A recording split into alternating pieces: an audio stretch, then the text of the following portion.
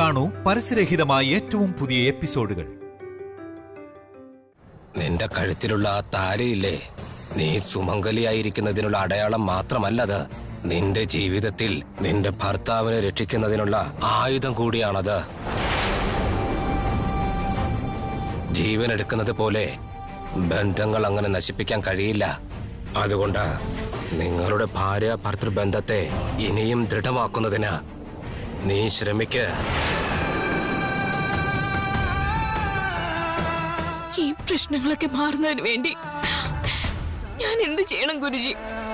വിവാഹം കഴിഞ്ഞ് നടക്കേണ്ട കാര്യങ്ങൾ നടക്കണം. നിങ്ങൾ ഇരുവരുടെയും ശാന്തി മുഹൂർത്തം കഴിഞ്ഞാൽ അതിനുശേഷം നിങ്ങളുടെ ബന്ധം ദൃഢമാകും.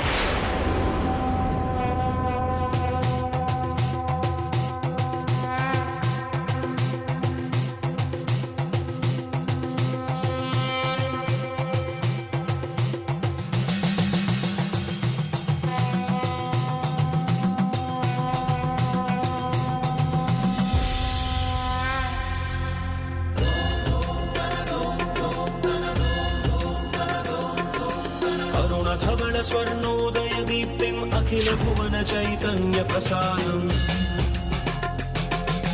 कालगमन सत्कारण धीरं तं नमामि ग्रहनायक सूर्यम्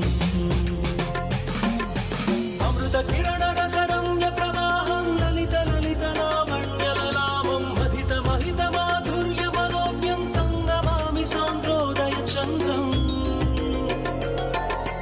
रागभोग संधान निधानं राजयोग संपूर्ण प्रभावं नव्य दिव्य सौंदर्य सुधीरं. ഇതാ മോളെ, വാങ്ങൂ ഇത്. മോഹക സുഖം. അവിടുത്തെ സന്നിധിയിൽ ആർക്കും ദോഷം ചെയ്യില്ലെന്ന് നാഗമാതാവ് പറഞ്ഞതല്ലേ? അതുകൊണ്ട് നാഗമാതാവ് കുടിയിരിക്കുന്ന ഈ പുറ്റിലെ മണ്ണ് നിന്റെ ഭർത്താവിന് ഒരു സുരക്ഷയായി ഒപ്പമുണ്ടാകും.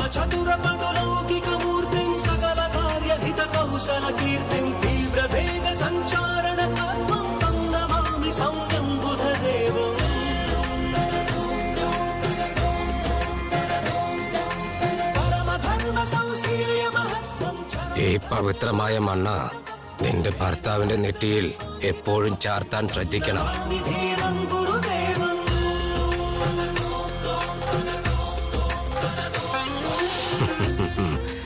ഞാൻ പറഞ്ഞ ആ ശുഭകാര്യമില്ലേ, അതിന്ന് തന്നെ നടന്നിരിക്കണം. പോയി വരൂ. ശുഭമസ്തു. ഓം നമ ശിവായ. പോയി വരൂ. വരൂ അർജുൻ.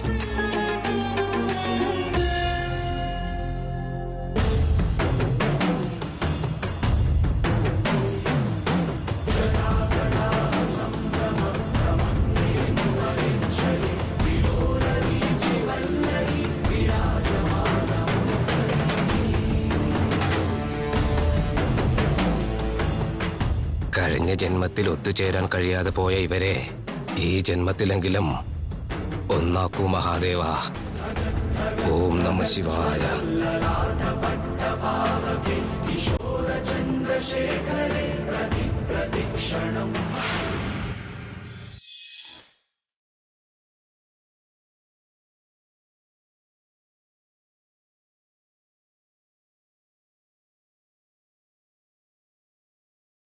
എന്താ എങ്ങനെ ഇരിക്കുന്നത് ബ്രദർ? നിങ്ങളുടെ ഇതിൽ ജോയിൻ ചെയ്താ പെട്ടെന്ന് കാര്യങ്ങൾ കഴിയുമല്ലോ. നാളെ നിന്റെ കല്യാണത്തിന്റെ സമയത്തും ഞങ്ങൾ ഇതുപോലെ സഹായിക്കാം. വന്ന് ജോലി നോക്കും മോനെ. എനിക്കും ഭവാനിക്കും ഫസ്റ്റ് നൈറ്റ് നടക്കുമെന്ന് വിചാരിച്ചിട്ട് ഇപ്പൊ അർജുനും അവക്കുമാണല്ലോ നടക്കുന്നത്. അവരുടെ ഫസ്റ്റ് നൈറ്റിന് ഞാൻ ഹെൽപ്പ് ചെയ്യണോ? അങ്കിൾ, ഇത് മതിയാവുമല്ലേ? ആ മതി ആദിത്യ, ജോലി വേഗം തീർക്ക് കേട്ടോ. ആ ഓക്കെ.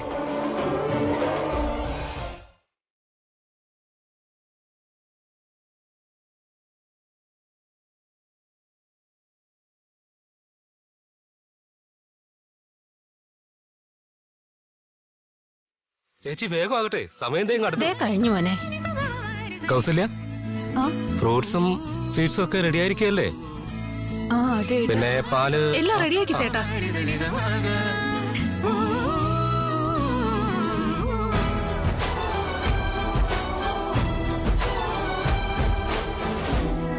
മുത്തശ്ശി, എന്തു പറ്റി? വീട്ടിൽ എന്ത് വിശേഷം നടന്നാലും സന്തോഷത്തോടെയാണല്ലോ ഇരിക്കുന്നത്. പക്ഷേ ഇപ്പൊ എന്താ ഡള്ളായിരിക്കുന്നത്? ഓ, എനിക്ക് മനസ്സിലായി. ഇപ്പൊ പിള്ളേരുടെ ഫസ്റ്റ് നൈറ്റ് നടക്കാൻ പോകുമ്പോ പണ്ട് മുത്തശ്ശന്റെയും മുത്തശ്ശിയുടെയും ഫസ്റ്റ് നൈറ്റ് ഓർമ്മ വന്നു അല്ലേ? ശരിയല്ലേ? അത് തന്നെ അല്ലേ? അത് തന്നെ.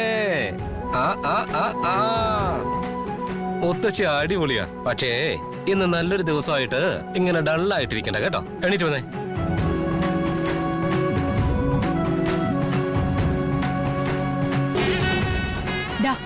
വെറുതെ ഇരുന്ന് കുറുമ്പ് കാണിക്കാതെ. എനിക്ക് ഇവിടെ നിന്നിട്ട് ബോറടിക്കുന്നമ്മേ. ഇന്ന് എല്ലാവർക്കും മുന്നേ നീ വേണം ആദ്യം പോയി ഉറങ്ങാൻ. ഇങ്ങനെയുള്ള വിശേഷ ദിവസങ്ങളില് കൊച്ചുകുട്ടികൾ വന്ന് ഇരിക്കാൻ പാടില്ല. നീ പൊയ്ക്കോ.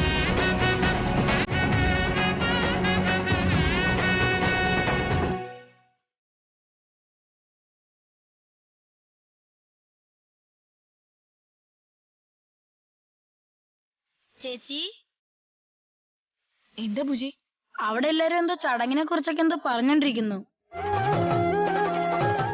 അതെന്ത് ചടങ്ങാ ചേച്ചി?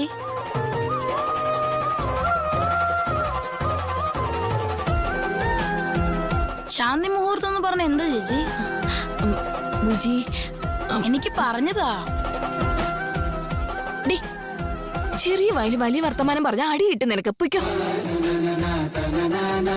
എന്താണ് നോക്കുന്നേ? ആ, എനിക്ക് മനസ്സിലായി. എന്ത് മനസ്സിലായി നാടാ? ചേച്ചിക്കൊന്നും അറിയാത്ത പോലെ ഒരു കുഞ്ഞു കാവ.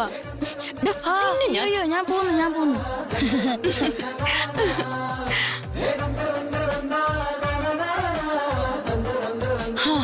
ചേട്ടാ, ഈ ശാന്തി മുഹൂർത്തം എന്ന് പറഞ്ഞ എന്താ ചേട്ടാ?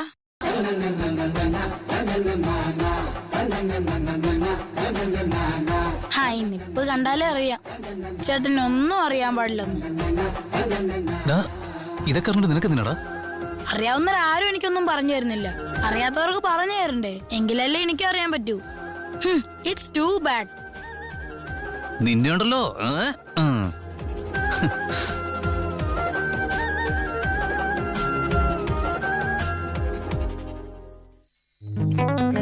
കണ്ണാടി വാതിൽ നീ തുറന്നുവോ?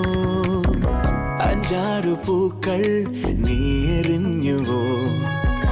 നെഞ്ചോട് ചേർത്ത് ഞാൻ ഉണർന്നു പോയി. അരികെ നിന്നെ കണ്ടില്ല. ഈ മഞ്ഞ കാലത്തിലെ കാന്തദാഹത്തിൽ ആളുന്നു തീ എന്ന പോ. ഹേമന്തരാവിന്റെ ആഴത്തിൽ നിന്നേതോ നാളങ്ങളായ എന്നിൽ നീ വെൺമുഖില താണിറങ്ങി വാ തളരയ നീ പുണർന്നു വാ വെൺമുഖില.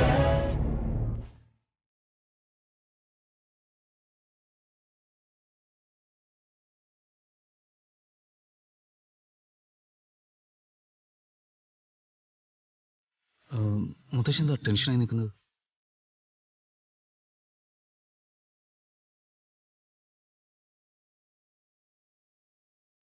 മുത്തശ്ശി എന്തൊരു വല്ലാതെ നിൽക്കുന്നത്?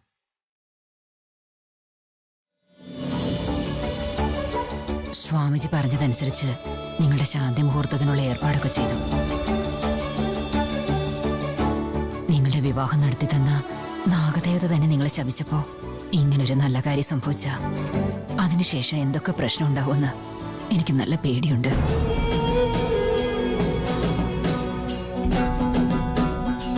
മുത്തശ്ശി ആവശ്യമില്ലാതെ ടെൻഷൻ അവിടെ ഒരു കാര്യമില്ല. ഞങ്ങളൊരു തെറ്റും ചെയ്തിട്ടില്ലല്ലോ. എനിക്ക് അങ്ങനെയൊന്നും സംഭവിക്കില്ല. ഈ നാടിന്റെ ആചാരങ്ങളെക്കുറിച്ചോ ഇവിടുത്തെ കീഴ്വഴക്കങ്ങളെക്കുറിച്ചോ ഒന്നും നിനക്കറിയില്ല മോനെ. ഈ നാട്ടിൽ പൗർണമി ദിവസത്തിൽ ഇരുട്ട് വീണതിന് ശേഷം വീട്ടിൽ നിന്ന് പുറത്തേക്ക് പോകുന്നത് വലിയ തെറ്റാണ്. അങ്ങനെയുള്ളപ്പോ ആ സമയത്ത് ക്ഷേത്രത്തിൽ പോകുന്നത് വലിയ തെറ്റാ മോനെ.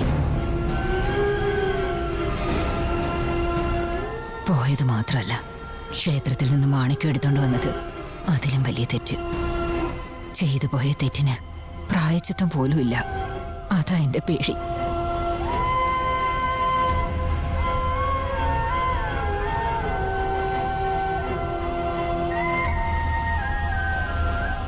നീ നോക്കിയ മുത്തശ്ശി,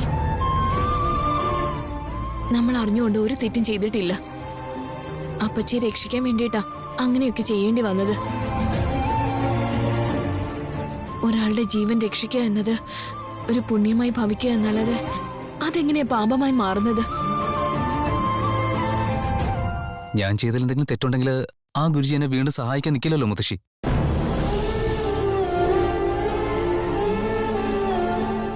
എനിക്ക് തിരിച്ചറിവുണ്ടായ കാലം തൊട്ട് ആ ഗുരുജി എല്ലാവർക്കും നല്ലത് മാത്രമേ ചെയ്തിട്ടുള്ളൂ. നമുക്കെല്ലാവർക്കും എന്ത് പ്രശ്നം ഉണ്ടായാലും ആദ്യം ആ ഗുരുജിയോടാണ് അഭിപ്രായം ചോദിക്കുക.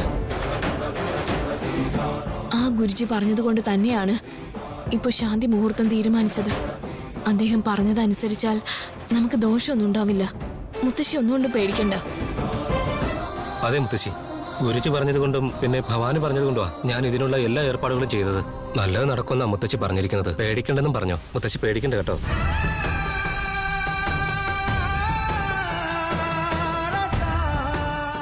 ആ ഗുരുജിയിൽ എനിക്ക് നല്ല വിശ്വാസമാണ്. ആ, ശരി, നടക്കട്ടെ. നടക്കട്ടെ എന്നിങ്ങനെ സീരിയലിലെ ഡയലോഗ് പറഞ്ഞാൽ എങ്ങനെയാ? സ്ട്രോങ് ആയിട്ട് നിന്ന് ഇങ്ങനെ കാര്യങ്ങളൊക്കെ നടത്തേണ്ട ആളല്ലേ മുത്തശ്ശി? എടാ നിന്നെ മുത്തശ്ശി മുത്തശ്ശി മുത്തശ്ശി അയ്യോ, പുറത്താരോ വന്നിരിക്കുന്നു. അങ്ങോട്ടും ചെന്നേ മുത്തശ്ശി. അയ്യോ പ്ലീസ്. മോളെ കൗസല്യേ, അതൊക്കെ അവിടെ ഇരിക്കട്ടെ മോളെ. ആദ്യം ഇവരെങ്ങ് റെഡിയാക്ക്. ശരി മുത്തശ്ശി.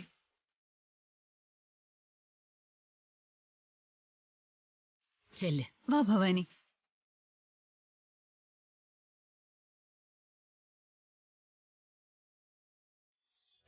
മിഴിവാതിൽ ചാരും നാണം പതിയെ ഞാൻ തടുകവേ, ഇനി നീയുണ്ടെന്നും കൂടെ നിലവേകാൻ തിങ്കളെ, ഒരു ചെറുനോവും ചിരിയാക്കി എൻ പാതിമയായി, ഓരോ രാവും പകലാക്കി നേരിൻ മോഹവയിലായി, ഇവനിലായി ചേരുന്നു നീ, ഉറിവെഴ കൈരേഖ പോ, കൺചിമ്മാതെ കാക്കാമെന്നോ മലേ, ഈ നീലമിഴിയഴങ്ങളിൽ ഞാൻ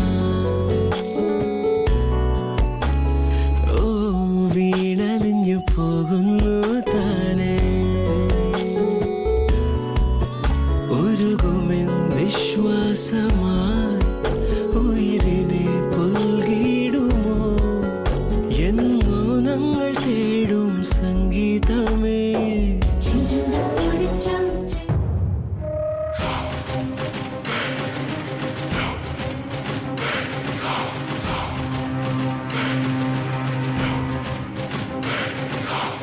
ക്ഷേത്രത്തിലെ നാഗമാണിക്യം മോഷ്ടിച്ചതിന് ആ നാഗദേവത അവനെ കൊത്തി കൊല്ലുമെന്ന് വിചാരിച്ചതാ. പക്ഷേ നാഗദേവത ശപഥം ചെയ്തതല്ലേ അവനെ കൊത്തിക്കൊല്ലുമെന്ന്. അതുകൊണ്ട് ഉറപ്പായും അർജുൻ ചത്തിരിക്കും. ലേറ്റാവാതെ എത്രയും പെട്ടെന്ന് അവനെ കൊന്നുകളഞ്ഞാൽ മതിയായിരുന്നു.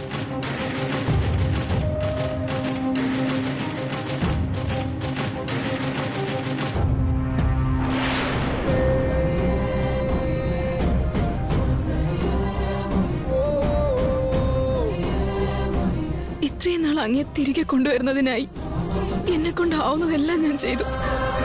എന്നാ ഇപ്പോ ആ മാണിക്യം മോഷ്ടിച്ചത് ആരാണെന്ന് ഞാൻ തിരിച്ചറിഞ്ഞു.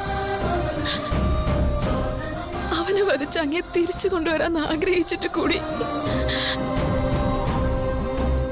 ഞാൻ കൊടുത്ത ആശീർവാദം തന്നെ എന്റെ തീരുമാനങ്ങൾക്ക് ശാപമായി ഭവിക്കുമെന്ന് ഞാൻ ഒരിക്കലും വിചാരിച്ചില്ല.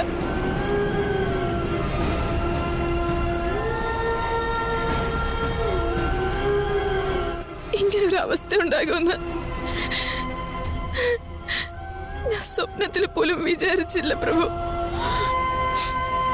ഭവാനിക്ക് അനുഗ്രഹം നൽകി ഭവാനിയുടെ ജീവിതത്തിന് നല്ലത് ചെയ്തു എന്നാ ഞാൻ വിചാരിച്ചത്. പക്ഷെ എനിക്കും എന്റെ ജീവിതത്തിനും ഇത്രയും നഷ്ടം ഉണ്ടാകുമെന്ന് ഞാൻ വിചാരിച്ചതേ പ്രഭു, വിചാരിച്ചതേ ഇല്ല. ഒരാളുടെ ജീവൻ രക്ഷിക്കാനായി ധർമ്മം മറന്ന് അധർമ്മം പ്രവർത്തിക്കുന്നതിൽ തെറ്റ് പറ്റില്ല എന്ന് ഗുരുദേവൻ പറഞ്ഞു. ഞാൻ കൊടുത്ത വരത്തേക്കാളും അങ്ങനെ ജീവനാ എനിക്ക് വലുത്. അതെനിക്ക് മനസ്സിലായി. ആ അർജുനെ ഞാൻ ഒരിക്കലും ജീവനോട് വെറുതെ വിടില്ല പ്രഭു. വെറുതെ വിടില്ല, ഞാൻ വെറുതെ വിടില്ല.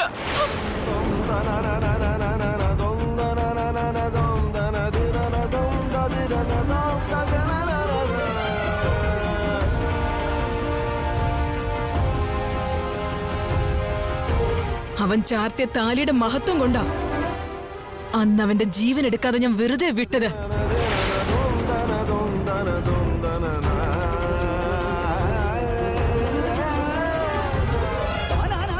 എന്നാ ഇപ്പോ അവനെ ആർക്കും രക്ഷിക്കാനാകില്ല. ഞാൻ ഒരിക്കലും അവനെ വെറുതെ വിടില്ല.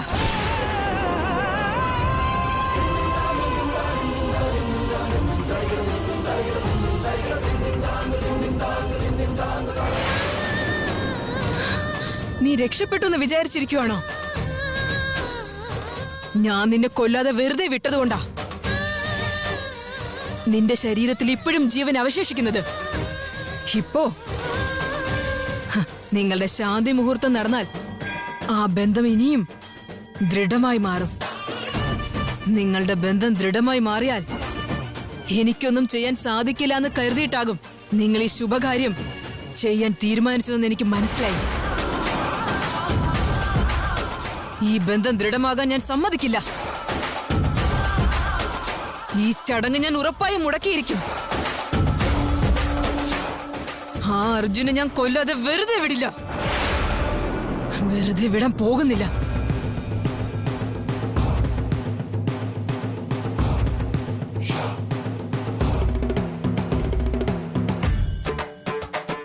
അങ്ങയുടെ ജീവൻ രക്ഷിക്കുന്നതിന് വേണ്ടി അവന്റെ ജീവൻ എടുക്കാനായി ഞാനിപ്പോ പോവുകയാണ് പ്രഭു. ഇപ്പൊ തന്നെ പോവുകയാണ് പ്രഭു. അങ്ങിവിടെ തിരികെ വരുമ്പോ അവനവിടെ മരിച്ചിരിക്കും.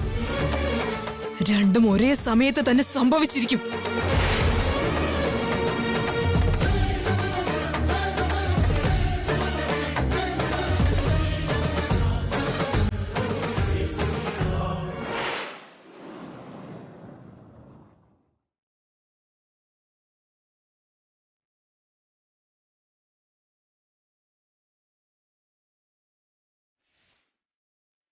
എന്റെ സന്നിധിയിൽ നിന്റെ ഭർത്താവിനെ കൊല്ലില്ല എന്ന് പറഞ്ഞതുകൊണ്ട് നിന്റെ ഭർത്താവിനെ ഞാൻ വെറുതെ വിട്ടു എന്ന് വിചാരിക്കണ്ട. അതൊരിക്കലും നടക്കാൻ പോകുന്നില്ല.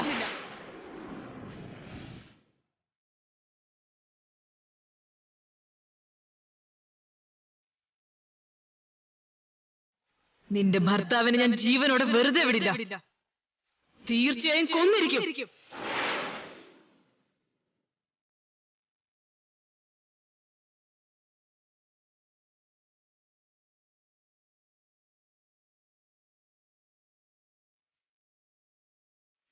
ഞാൻ പറയുന്നത് കേൾക്കമേ. എന്റെ ഭർത്താവിനെ ഒന്നും ചെയ്യരുത്. അവനൊന്നും ചെയ്തിട്ടില്ല. നീ എന്ത് പറഞ്ഞാലും എങ്ങനെ പറഞ്ഞാലും ഞാനത് കേൾക്കില്ല. നിന്റെ ഭർത്താവിനെ വെറുതെ വിടണമെന്ന വാക്കിന് ഇവിടെ ഒരു വിലയുമില്ല.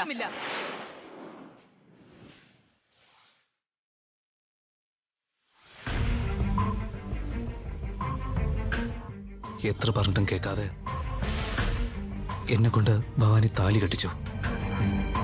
ഞാൻ മരിച്ചു പോകുന്നോർത്ത് എനിക്ക് യാതൊരു ടെൻഷനുമില്ല. പക്ഷെ നാഗദേവത പകരം വീട്ടി എനിക്ക് എന്തെങ്കിലും സംഭവിച്ചാൽ അത് ബാധിക്കുക ഭവാനിയായിരിക്കും.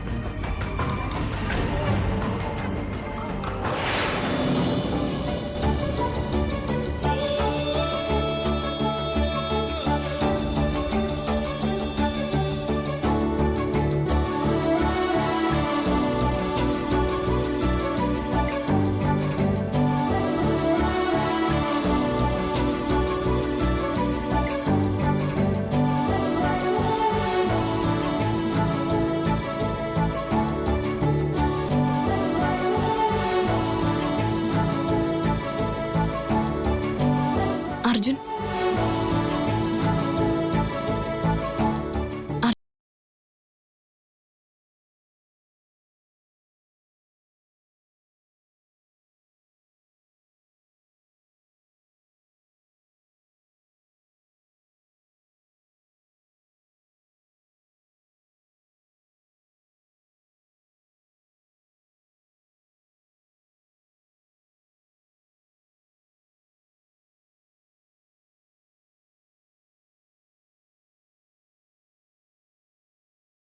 എന്നോട് പറയൂ.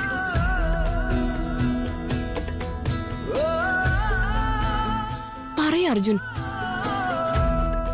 ക്ഷേത്രത്തിലുള്ള സഞ്ജീവ മാണിക്യത്തെ എന്റെ സ്വാർത്ഥ താല്പര്യങ്ങൾക്ക് വേണ്ടിയല്ല എടുത്തതെന്നുള്ളത് നിനക്കറിയാവുന്നതല്ലേ? എന്റെ അമ്മയുടെ ജീവൻ രക്ഷിക്കുന്നതിന് വേണ്ടിയാ ഞാൻ അങ്ങനെ ഒരു കാര്യം ചെയ്തത്. അതെന്തുകൊണ്ടാണ് നാഗദേവതയ്ക്ക് മനസ്സിലാവാത്തതെന്നും എന്തിനാ എന്നോട് പകരം വീട്ടാൻ ശ്രമിക്കുന്നതെന്നും മനസ്സിലാവുന്നില്ല.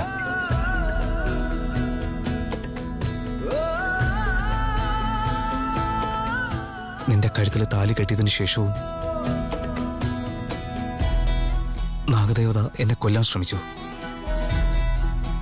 ഈ സിറ്റുവേഷനിൽ നമ്മളെടുത്ത ഡിസിഷൻ തെറ്റായിരുന്നോ എന്ന് ഒരു സംശയം. ഇങ്ങോട്ട് നോക്ക് അർജുൻ. ഗുരുജി പറഞ്ഞത് കൊണ്ടാണ് ഈ ശാന്തി മുഹൂർത്തത്തിന് നമ്മൾ സമ്മതിച്ചത്. അല്ലാതെ നമ്മുടെ സ്വന്തം ഇഷ്ടത്തിനല്ല ഇതെന്ന് നീ മറന്നോ അർജുൻ? ഗുരുജി പറഞ്ഞത് അവിടെ നിൽക്കട്ടെ. പക്ഷേ എന്തുണ്ടെങ്കിലും പറയാ അർജുൻ. ആ നാഗകന്യക മായയിൽ നിന്നും നമ്മളെ എല്ലാവരെയും രക്ഷിച്ചത് ഗുരുജിയാണ്. മായ നമ്മളെല്ലാവരെയും കൊല്ലുമെന്ന് ഭീഷണിപ്പെടുത്തിയപ്പോ നമ്മളെല്ലാവരെയും കൊണ്ട് പൂജ ചെയ്യിച്ച് ആ ദോഷത്തിൽ നിന്നൊക്കെ നമ്മളെ രക്ഷിച്ചതും ആ ഗുരുജിയാണ്. അങ്ങനെയുള്ള ആ ഗുരുജി പറയുന്നത് നമ്മൾ കേൾക്കാതിരിക്കുന്നത് നമ്മുടെ കുടുംബജീവിതത്തെ ബാധിക്കാൻ നല്ല സാധ്യതയുണ്ട് അർജുൻ. ഗുരുജി എല്ലാം നല്ലതിനെ പറയൂ.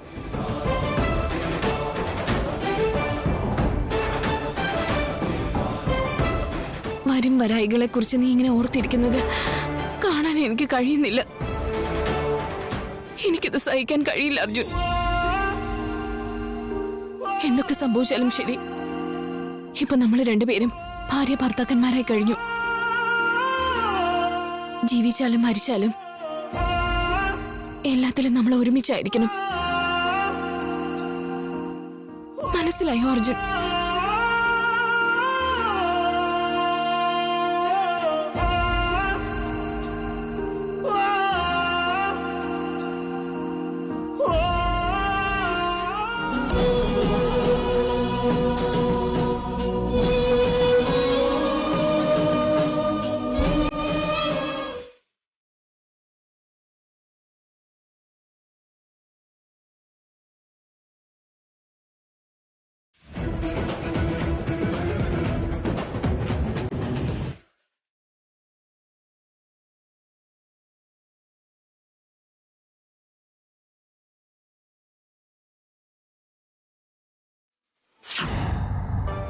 ഇതാ മോളെ, ഇത് പിടിക്കൂ.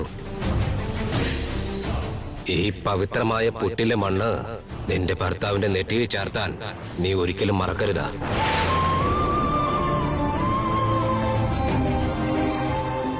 ഗുരുജി തന്ന ഈ പുറ്റിലെ മണ്ണ് നിന്നെ രക്ഷിക്കും അർജുൻ.